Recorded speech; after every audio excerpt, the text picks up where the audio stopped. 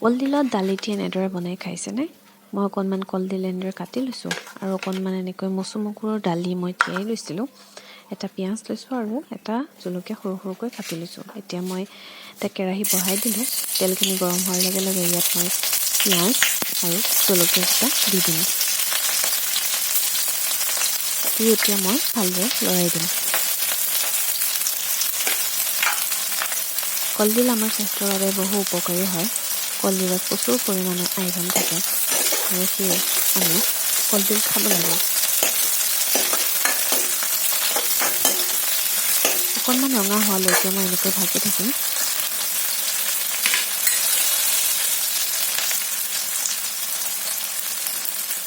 বজাৰৰ যিবোৰ সাৰ দিয়া পাচলি সেইবোৰ খোৱাতকৈ আমি যদি এনেকৈ কলডিল, কচু জাতীয় বস্তুবোৰ আমি খাবলৈ লওঁ তেতিয়াহ'লে আমাৰ স্বাস্থ্যৰ বাবে বহু উপকাৰী হ'ব। আৰু এতিয়া মই ইয়াত দালিখিনি দি দিলোঁ। দি এতিয়া মই ভালদৰে আকৌ এনেকৈ লৰাই দিম। খাবলৈ খুবেই টেষ্টি হয়। আপোনালোকেও ঘৰতে এনেকৈ বনাই খাবচোন।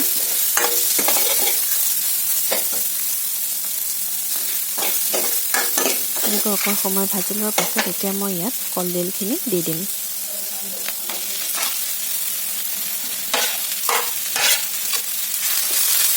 আৰু এতিয়া মই ভালকৈ এনেকৈ লৰাই দিম।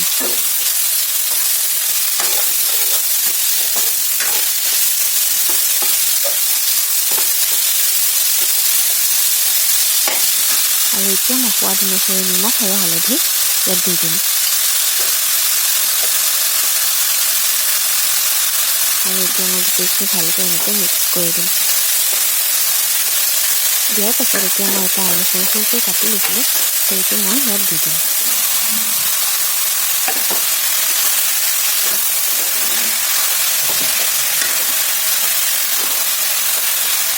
আৰু এটা জিকা মই সৰু সৰুকৈ কাটি লৈছিলোঁ, সেইটো এতিয়া মই ইয়াতে দি দিম। এনেকৈ জিকা দি বনাই খাবচোন, খুব টেষ্টি হয়।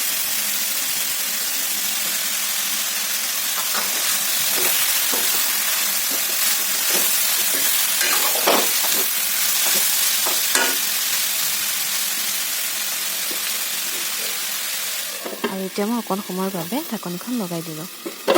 ঢাকনিখন আঁতৰাই মই আকৌ ভালকৈ এতিয়া মিক্স কৰি দিম। তাৰ পাছত এতিয়া মই অকণমান পানী ইয়াতে দিম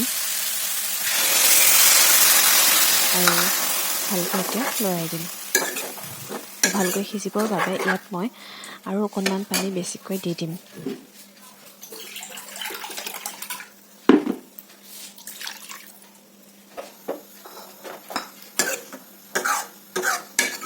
ভালকৈ লৰাই দিয়াৰ পাছত এতিয়া মই সিজিবৰ বাবে আকৌ ঢাকনিখন লগাই দিম।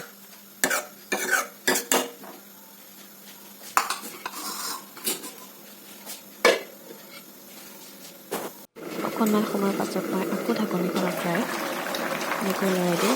পানীখিনি শুহিয়ে গৈছে আৰু কলডিলখিনি প্ৰায় সিজিয়ে গৈছে। এনেকৈ ভালকৈ লৰাই দিয়াৰ পাছত পানীখিনি যাতে আৰু অকণমান শুহি যায় তাৰ বাবে মই ঢাকনিখন আকৌ অকণ সময়ৰ বাবে লগাই দিম।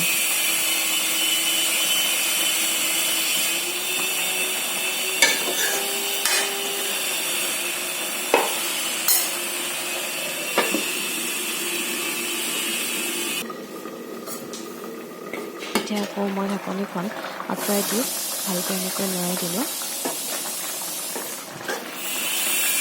দিয়াৰ পাছত এইখিনি প্ৰায় সিজিছে, দেখিছে আপোনালোকে একেবাৰে নাইকিয়াই হৈ গৈছে।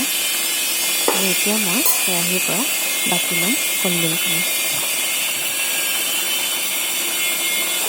আৰু এতিয়া মোৰ কলডিল ৰেডি হৈ গ'ল। আপোনালোকে ঘৰতে এনেকৈ বনাই চাবচোন, খাবলৈ খুবেই টেষ্টি হয়। আৰু মোৰ ভিডিঅ'টো যদি চাই ভাল লাগিল তেতিয়াহ'লে এটা লাইক কৰি দিব আৰু মোৰ চেনেলটো ছাবস্ক্ৰাইব কৰিব। Thank U.